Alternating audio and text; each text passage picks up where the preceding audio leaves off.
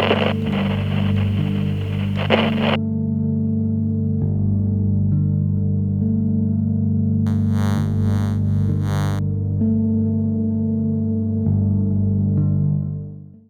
right, bienvenue à une autre édition du Dutch King Radio Podcast. Aujourd'hui, je suis très, très, très content de recevoir l'auteur Lucas Jalbert. Bonjour. Ça va bien, Marc? Ça va. Et Andrew, on ne voyait pas ton nom, mais ton nom était là tantôt. All right. C'est quoi ton nom de famille, Andrew? C'est Croteau. Andrew Croteau, qui joue dans la série de Lucas. Je vais commencer avec toi, Andrew, parce que Lucas, on a quand même pas mal de choses à passer, mais Andrew, c'est un peu moins. Est-ce que tu es dans le monde du cinéma? En vrai, pas vraiment, mais j'aimerais beaucoup ça être plus tard, soit acteur ou juste travailler sur les plateaux de télévision. C'est vraiment un truc qui m'intéresse, mais j'ai vraiment eu ma première expérience avec Lucas Jalbert au niveau de tournage puis de être acteur dans une série. OK. Puis comment t'es tombé sur le radar de Lucas, un peu? Dans le fond, j'ai croisé Lucas Jalbert à un atelier qu'il organisait au Écolivre à Lévis. Mm-hmm. Puis, ça a donné qu'on s'est croisés, puis j'ai dit que j'aimerais bien ça faire partie du projet, que ça m'intéressait beaucoup. Puis, à partir de là, on n'a pas arrêté de se parler, puis j'ai fait beaucoup partie de ces projets durant les dernières années. Fait que t'étais dans les web-séries de Lucas, dans le fond? Ouais. All right. On va revenir tantôt rendu à la web-série, parce qu'avant ça, il y a d'autres points que je veux parler avec Lucas. Premièrement, Lucas, merci d'avoir accepté.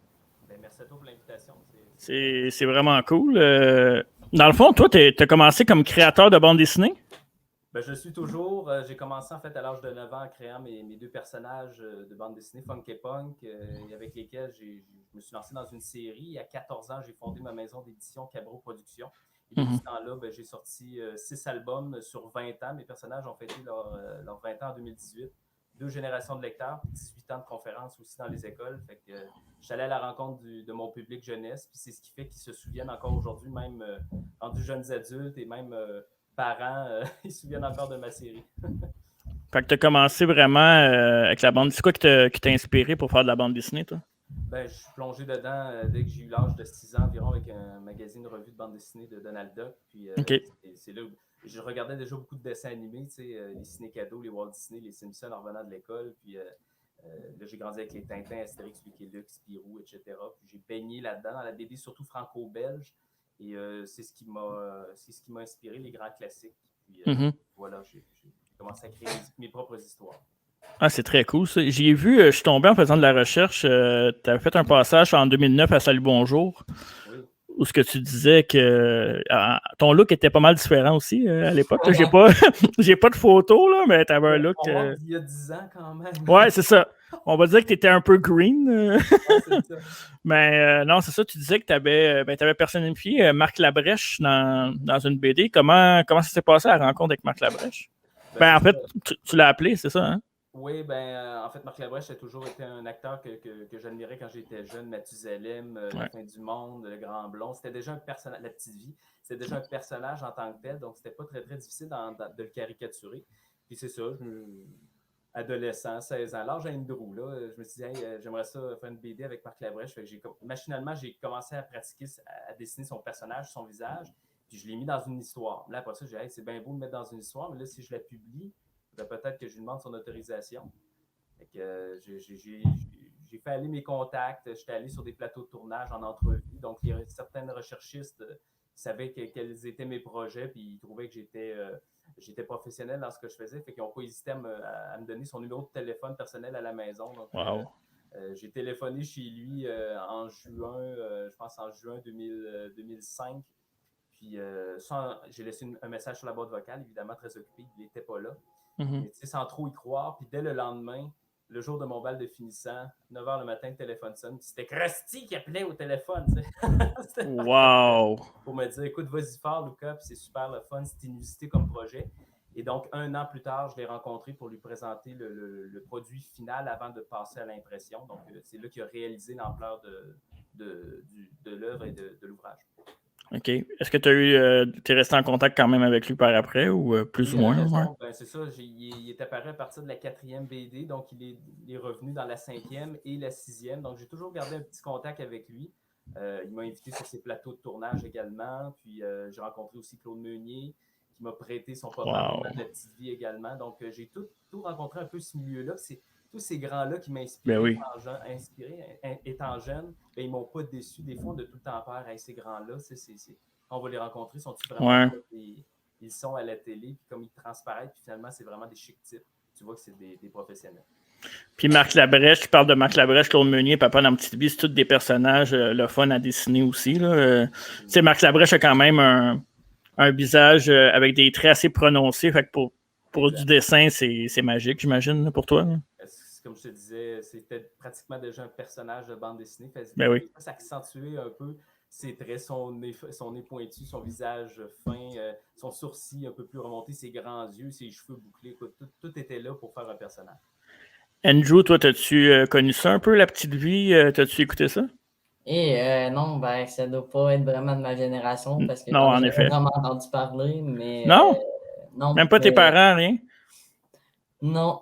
Mon père n'a jamais vraiment connu le câble, fait que puis du côté de ma mère, ben non plus, fait que on n'a jamais vraiment entendu. Soir, je pense qu'il y a une vision de La Petite Vie.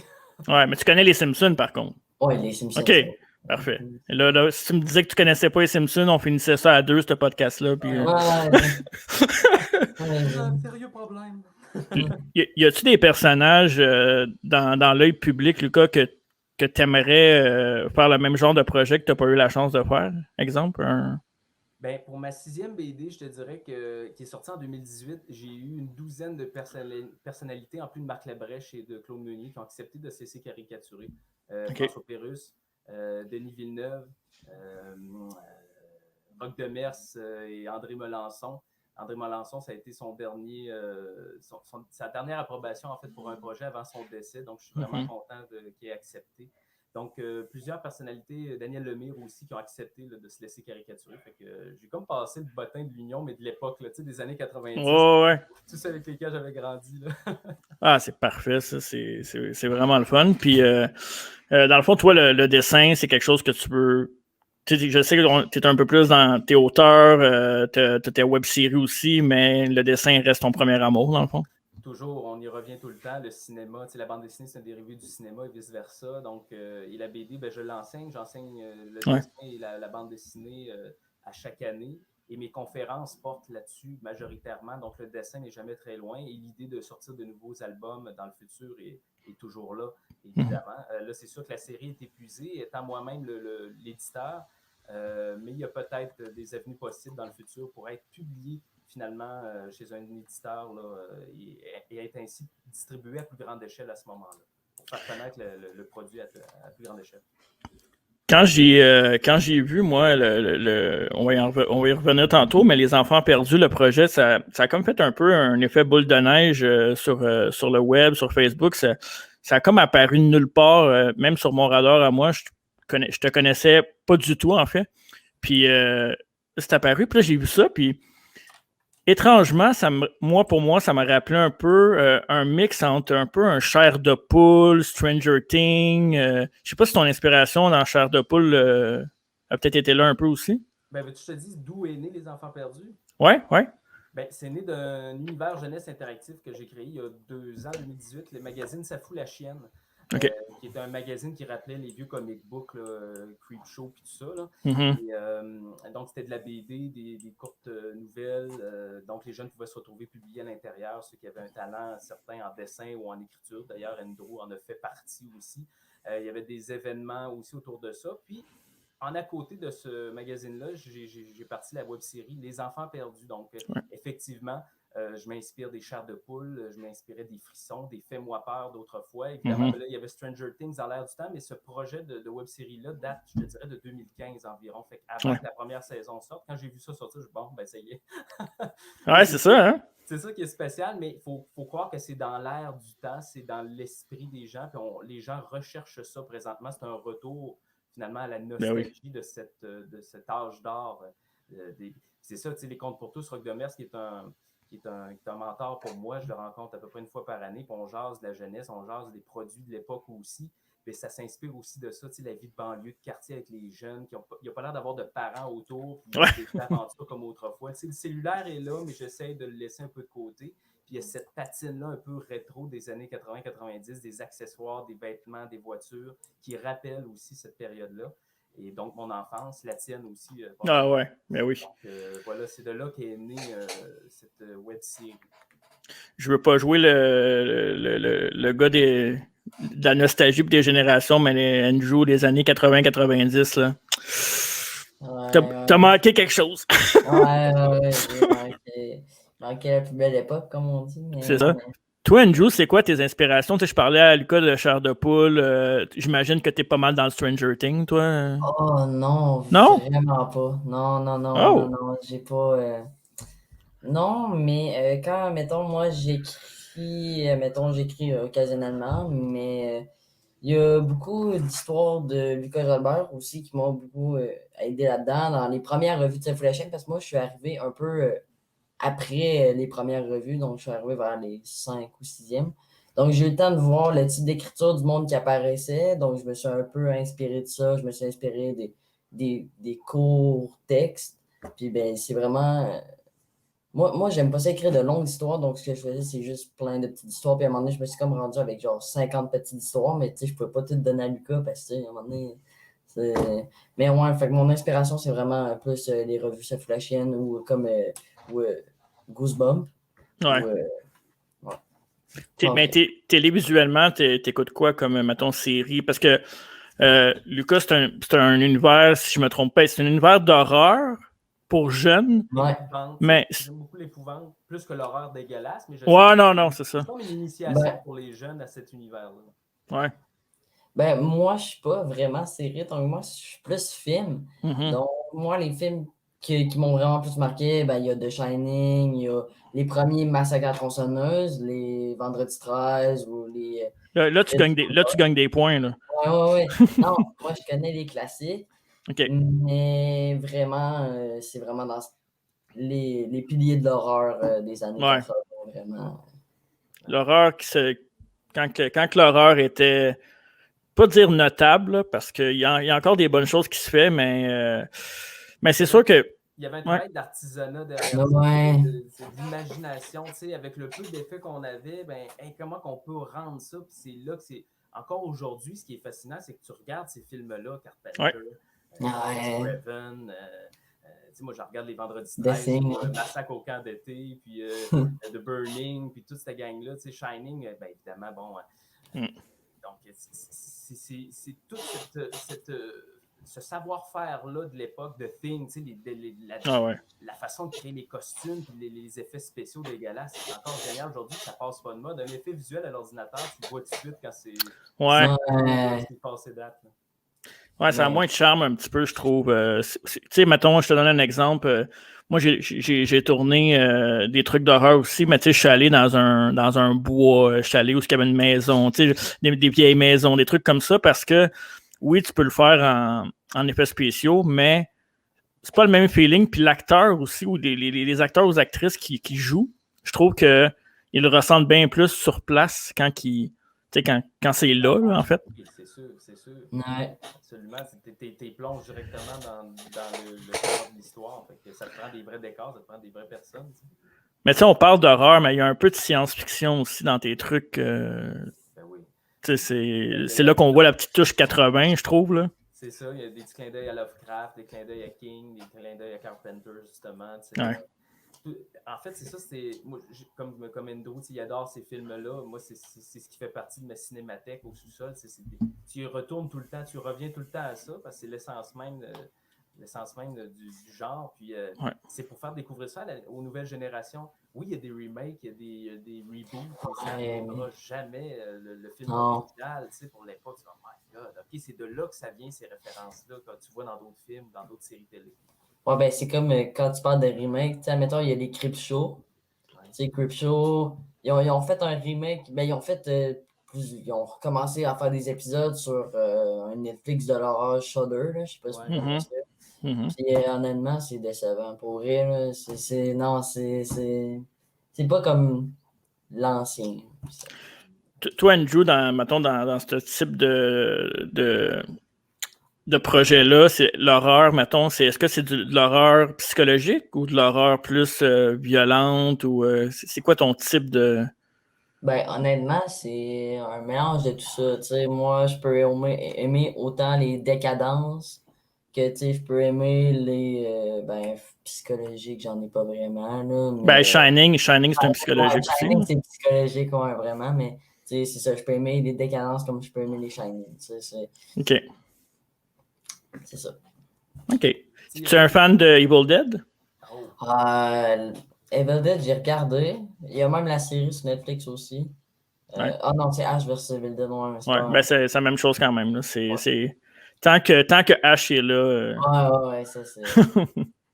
Ouais. Tu disais, Lucas, avant que je te coupe, désolé. Je disais que tout l'univers des films en blind de Spielberg aussi de l'époque, Joe Dante, tout ça, là, c'était tellement phoné, c'est fou, là, les couleurs, l'ambiance, les effets de brouillard, tu vois que tout est travaillé.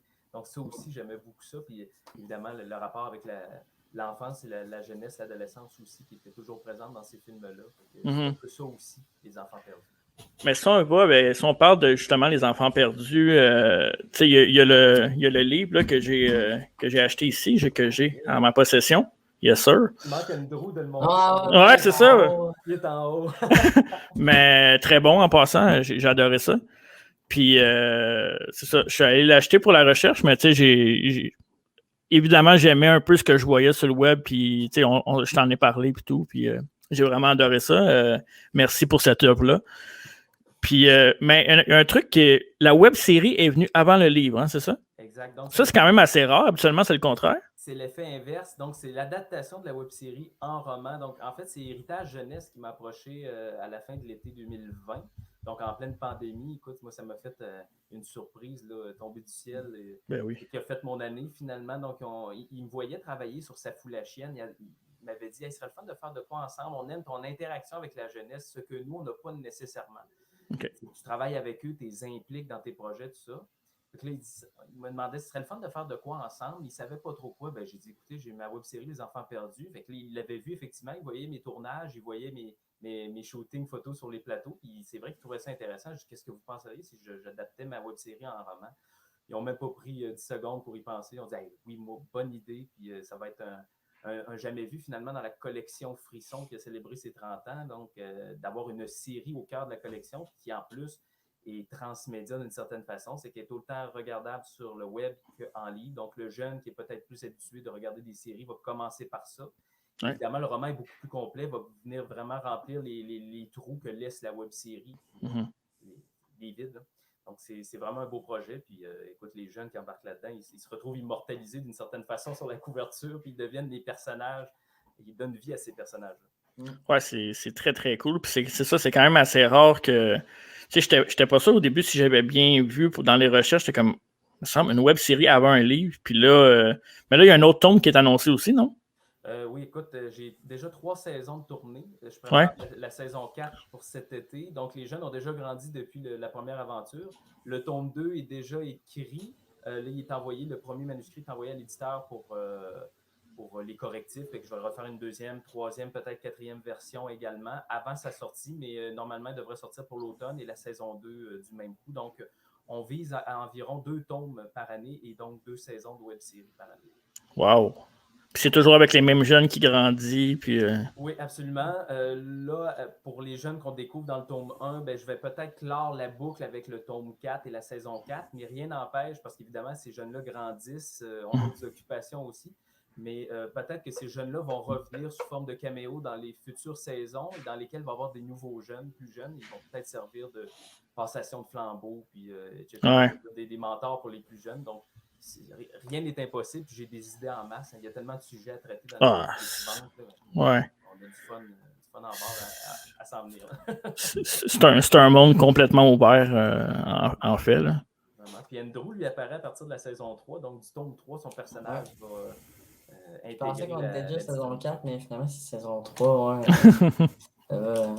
Ça va vite. Ça va vite.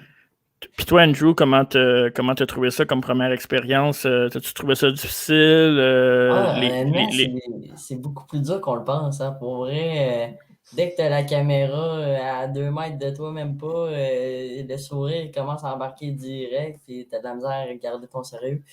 Mais honnêtement, c'est une expérience inoubliable, veux pas. C'est une opportunité que c'est pas tout le monde qui a, puis qui peut t'apporter plein d'ouvertures dans le monde du cinéma par après. D'expérience, oui. Ouais, d'expérience. C'est ça qui est le fun avec ce projet-là. C'est plus qu'un projet et un produit littéraire et visuel. C'est aussi un projet pédagogique. Tous ces jeunes-là, c'est du bon temps qui viennent passer. C'est comme un gros camp de vacances. Là, puis après ça, ils se découvrent eux-mêmes. Il y en a qui ont trouvé de la confiance en soi qu'il n'y avait pas avant. Donc, certains parents me disaient ça a vraiment apporté un plus chez nos jeunes. Puis, tu t'en souviens, Drew, après le tournage, on s'en va à la plage, puis on va au casse-croûte. Je les aime. On prend du temps aussi pour s'amuser à travers. Ouais. Ça reste un gros jeu qu'on a plus fun aussi. Il ne faut pas que ça vienne trop lourd. Ouais. L'été, c'est idéal pour tourner. Ouais, c'est ça. C'est surtout que c'est un projet un peu pédagogique. Mais je pense que tu me disais, Andrew, toi, hors d'onde, si on peut dire ça ainsi, là, c'est que tu t'intéressais beaucoup au plateau, tout ce qui est caméra, son et tout ça. Ouais, j'imagine que pour toi, tourner en tant qu'acteur, oui, mais si tu es curieux, j'imagine que tu regardais tous les autres métiers un peu sur le plateau. Oui, ben, tu sais, durant le tournage, j'ai des fois tenu la perche ou un peu filmé, mais genre pas en prenant la caméra, mais juste derrière la caméra. Puis honnêtement, c'est vraiment un truc qui m'intéresse pour un futur métier parce que t'es quand même libre, honnêtement. C'est pas trop compliqué, puis c'est assez plaisant. Tu sais, comme il y a 2 semaines, justement, moi puis Lucas Jalbert, on est allé en tourner une publicité. Puis c'était vraiment plaisant. C'est ça qui est le fun, c'est qu'avec ma compagnie Cabot Productions, c'est plus juste une maison d'édition, mais c'est aussi une maison de production vidéo. Fait que je fais de la vidéo corporative.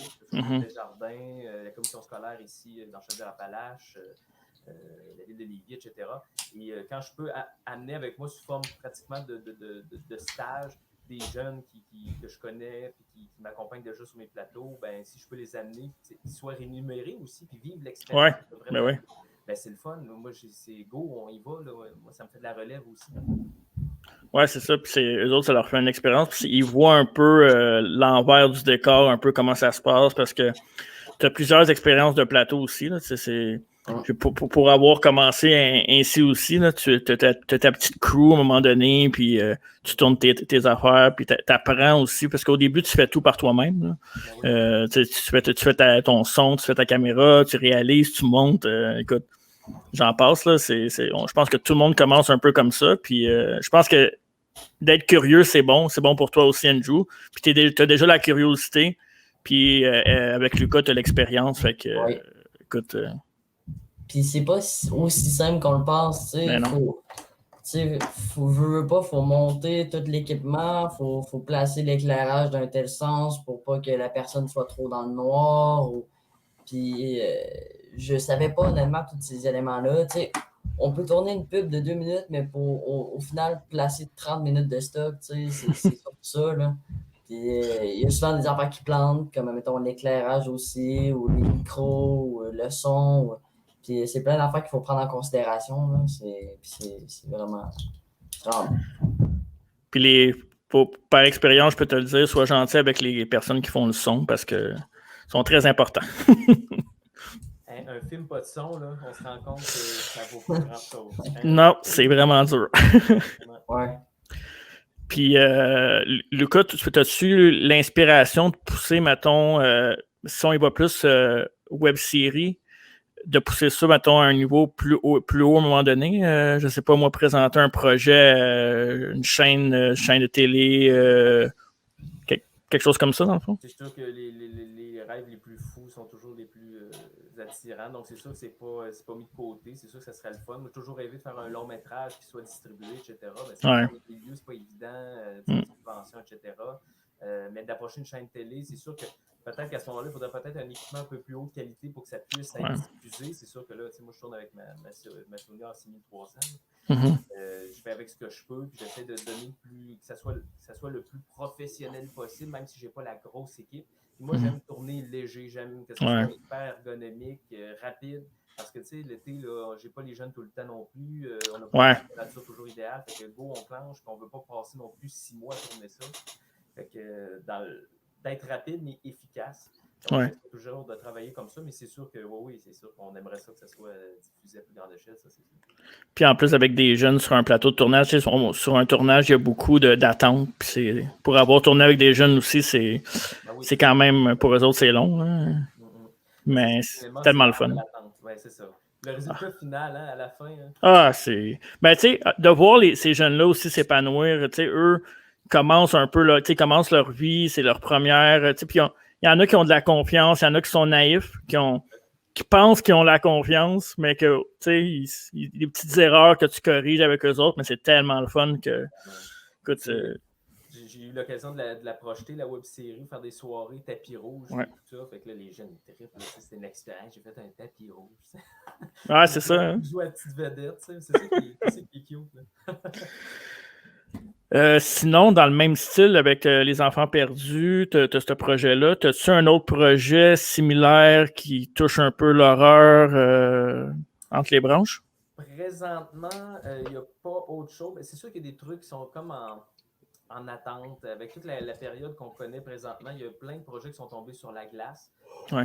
Il y avait peut-être un projet de roman, d'une série de romans inspirée du magazine Ça fout la chienne. C'était comme une collection, une série de romans Ça fout la chienne. C'est en pour parler peut-être avec un autre éditeur, mais ça, c'est vraiment encore sur la glace. C'est un projet pour les prochaines années. Mais disons que Les Enfants perdus m'occupent beaucoup. Vu que c'est tout nouveau, puis d'être dans la collection Frisson, j'essaie de me concentrer vraiment là-dessus, puis de profiter du moment, de dire, regarde, ce beau projet-là, c'est pas juste du roman, c'est vraiment tout un univers qui tourne autour. Donc, c'est un gros bateau à faire naviguer, mais je vais en profiter le plus possible. Mais c'est sûr que l'horreur va toujours être à quelque part dans mes futurs projets. Mais ça a connu un méchant beau succès. Tu t'attendais-tu à ça? Tu vois-tu l'ampleur que ça a? Parce que moi, pour vrai... Toi, ben, de ton côté, comment tu vois ça? Parce que moi, oui, je vois que ça marche, mais beaucoup de gens que je connais me disent « Hey, bravo, c'est cool. » J'ai eu des rebounds de gens que je connaissais pas. Ça, c'est tant mieux. Ben, c'est ça. Des top 10 aussi là, qui sont entrés. Je dis « Hey, c'est le fun. Ça, on est dans le top. C'est cool. Il faut que ça dure aussi. » Mais ben, tu sais, moi, je pense qu'on est content. Moi, je t'ai vu un peu partout. Là, moi, je suis beaucoup dans l'horreur et dans ces trucs-là. Fait que je vois, tu as plusieurs sites qui font de la promotion de plein de trucs. Puis il y a tout le temps ton nom, ben, ton roman, ta web-série qui apparaissent. Puis je suis comme, c'est sorti de nulle part parce que moi, je suis ça depuis des années. Puis là tu es partout cette année. Puis là, je t'ai fait comme, OK, il se passe de quoi? Je vais aller voir ça. C'est qui? C'est cool, tant mieux si ça t'a attiré. C'est une bonne chose. Ça nous permet de se voir ce soir. Ouais, c'est vraiment le fun. Puis en plus, tes références à l'horreur pour les années 80-90, pas mal les mêmes que les miennes. Fait que c'est vraiment le fun de partager ça avec quelqu'un qui a les mêmes passions. Hein. Vraiment. J'en ai fait des soirées de cinéma avec mes amis dans mon sous-sol, justement. Puis, ça, style années 70-80, en pré-fini, avec des lumières suspendues, des posters tout le tour, là, avec un bar dans un coin, moi, ma table tournante, ma machine à bonbons. Tu sais, ben, Andrew, wow. Puis, je pense qu'il avait aimé ça. C'est un beau setup, Andrew? Oh oui, honnêtement, c'est assez surprenant la première fois que tu rentres. C'est visuel sur un temps. Mais ouais. Il y a une belle collection de films aussi. Ouais, j'imagine. Ouais. C'est ça qui arrive, les cinéastes, les auteurs, ceux qui s'intéressent aux films, là, coûte cher. Ouais, c'est ça. On aime ça les avoir le support quand même physique. Ben, ouais. Moi, personnellement, pour l'instant, ouais. Mais je sais pas, la petite question, c'est moi qui vais poser la question, mais je sais qu'Andrew, tu t'en ennuies, mais toi, Marc, t'ennuies-tu du cinéma, d'aller voir des films aussi? Je m'ennuie à mourir du cinéma parce que dans un cinéma, premièrement, tu n'as pas le droit de téléphone. Puis ça, c'est magique parce que, tu sais, oui, il y en a qui le prennent, le téléphone, mais moi, quand je suis au cinéma, c'est 2 heures sans téléphone, tandis que si je suis chez nous, ça se peut que je regarde un message de temps en temps. Puis, honnêtement, je m'énerve moi-même là, quand je le fais parce que j'aime ça être concentré dans le film, mais l'expérience cinéma, je pense que on est ailleurs complètement. Là. Mais moi, il y a 2 semaines, je suis allé voir un film au cinéma, puis c'était pas... l'expérience n'est pas fameuse. Non. Il n'y a personne, tout le monde est à 3 bancs d'écart. C'est pas... Ah ben ça, par exemple, à 3 bancs d'écart, moi, j'ai pogné du monde au cinéma des fois qui est un peu envahissant, si on peut dire ça ainsi. Ouais. Mais ouais, c'est ça. Andrew, tu parlais que tu écrivais des petites histoires courtes. Oui. T'aimerais-tu ça écrire, je sais pas moi, un court-métrage à un moment donné? Ben, c'est sûr que j'aimerais ça, j'y avais jamais vraiment pensé. Mais c'est ça, moi, j'ai pas le matériel pour produire ça, malheureusement. Mais c'est sûr que dans l'avenir, si je réussis à avoir un budget à économiser et réussir à m'acheter le matériel, c'est sûr que ça pourrait être une option envisageable. Mais pour le moment, il va juste falloir que. Juste écrire un scénario, là, au pire, tu me le donnes, puis je te le tourne. T'sais. Parfait. Bon. Tu vois, on vient de régler quelque chose à soir. Parce que il m'a déjà envoyé des nouvelles que moi, je transposais en BD. OK. Déjà, il y avait déjà, finalement, c'est le storyboard d'une certaine façon qui était déjà fait. Fait que là, mais c'est sûr que je sais qu'Andrew, il aime les affaires sanglantes. Fait que, il y a du décapitage en masse. OK. T'es plus dans le gore, là. Oui, dans le gore, mais c'est sûr que je vais essayer de mettre une twist là-dedans là, pour que ça soit psychologique aussi. Là, mais on va essayer. Mais je pense que quand on est jeune, quand on est plus jeune, le gore est plus attirant. Je sais que moi, en vieillissant, j'aime l'horreur, mais j'aime pas mal moins le gore. Je suis plus dans le psychologique. Mais parce que quand t'es jeune, là, tu vois, des organes qui explosent, c'est malade, mais en vieillissant, tu fais ouais, c'est que t'es ailleurs, ton cerveau pense autrement aussi. C'est normal, là, c'est juste une évolution aussi. Ouais. Mais ouais, c'est ça. Puis toi, Lucas, t'es pas mal dans la jeunesse, avec tes BD, ton enseignement, tes web-séries. C'est-tu quelque chose qui t'attirerait plus tard de faire quelque chose de plus, pas plus adulte, mais tu sais, comme vraiment plus un autre public, si on veut? Ben, je te dirais, va visionner sur YouTube le film Buck Lake. OK. Ça a été tourné en 2017. Je fais un père de famille caché dans le bois, un peu intense avec son 12 canons. Là, je m'étais essayé dans un peu plus psychologique, comme tu dis. Ouais. Il y a un gamin, malgré tout, dans le décor, mais tu vois, c'est beaucoup plus adulte que ce que je peux faire avec les enfants. C'était-tu toi qui l'avais réalisé, écrit, puis... réalisé, tourné, monté. Tourné? Tout le kit. toute la brimballe. OK. Mais je parle, mettons, un projet complet comme Les Enfants perdus, c'est quelque chose que plus tard, tu penses faire? Écoute, rien n'est exclu, peut-être. Ouais. Peut-être, tu sais, un roman comme ça dans une autre série, une autre collection, sans que j'aie apporté une série complète sur les Non, c'est ça. Un roman, tu sais. Moi, j'adore aller dans le Maine pratiquement à chaque 2 ans, puis dans les terres du King, tu sais, fait que je m'en vais là, puis je retrouve tout l'esprit, l'essence qui sort de ces romans, puis ça m'inspire tellement à chaque fois. J'en reviens, c'est vrai que j'ai le goût d'écrire peut-être plus adulte, mais c'est un art, hein, c'est un art de faire peur, puis d'horrifier, puis de travailler psychologiquement par l'écrit, là, et même par la vidéo. Je trouve que c'est quelque chose, fait qu'il faut vraiment prendre son temps. Mais toi, c'est pas quelque chose non plus qui te parce que je sais qu'il y en a beaucoup que ça leur dérange d'avoir une étiquette, si on veut. Toi, l'étiquette jeunesse, ben, t'es correct avec ça parce que t'es là-dedans aussi. Là. Ouais, puis j'en suis fier. Il y en a personne qui font ça non plus. Ben, surtout ici dans Chaudière-Appalaches, Québec, là, capitale nationale. En fait, ça devient ma marque de commerce tranquillement pas vite. C'est comme ça que je sors du lot, en fait, sortir son aiguille de la botte de foin. Ouais. Donc, c'est sûr que si je peux être comme le compte pour tous de la région, tant mieux. Mais pour combien de temps, je ne sais pas. Puis est-ce qu'à un moment donné, je vais avoir envie de passer un autre appel après tant d'années? Qui sait, on ne sait jamais ce que la vie nous réserve. Pour l'instant, je suis bien où ce que je suis. C'est de côtoyer tous ces jeunes-là, ces enfants-là, ces ados-là. Écoute, moi, j'en deviens gamin moi-même. Puis je suis à fond. Puis ils m'apprennent autant que je peux les apprendre. Mais oui, ils s'en rendent pas compte. C'est ça qui est drôle. Ah, tu vois, Andrew, t'es prête. Ta star t'apprend des trucs à Lucas, fait que je peux passer à l'autre. T'as-tu un téléphone cellulaire, Andrew? Oui, juste. Parce que tu sais qu'il y a des gens qui ont commencé à tourner avec ça. Hein? Oui, je le sais, mais... Puis maintenant, les caméras là-dessus, c'est vraiment... Des fois, c'est mieux que ma caméra que j'ai entre les mains. Là, ouais, c'est quelque chose. Là. Ouais, mais en même temps, les téléphones les plus récents, ils valent 1000 aussi. C'est pas rien, mais oui, ben c'est sûr que ça pourrait. Donc, Mais moi, je te dis, je te donne un conseil, pense pas à la grosse équipement. Là. Non. Tant que tu as une bonne histoire. Ouais, exact. Le reste, là, c'est du. Ouais. Tu vas être créatif. Si tu es attaché à ton histoire et que c'est bon, tu vas être créatif. Tu vas trouver une façon de te démarquer avec peu importe l'équipement que tu as. Oui. Ça, je pense que c'est garanti. Écoute, il y a ton site internet qui apparaît en bas, cabroproduction.ca.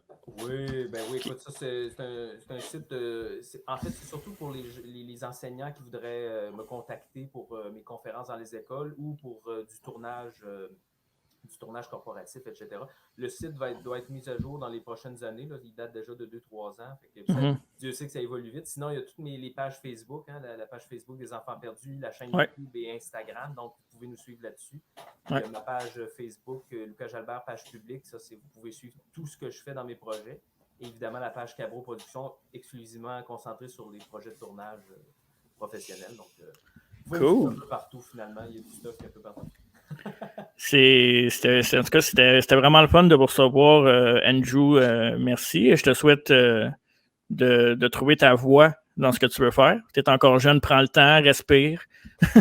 joue dehors à 2 mètres, pour l'instant. Sinon, Lucas, on continue à te suivre. Moi, je suis bien excité et j'ai bien hâte de voir ce que tu vas faire par la suite. Maintenant que tu es sur mon radar, je vais te suivre. Fait que, j'ai vraiment hâte de voir ça. Puis je vous remercie d'avoir été là pour le podcast. C'est vraiment un plus pour moi. Merci à toi. Merci. Là. Bonne soirée. Bonne soirée.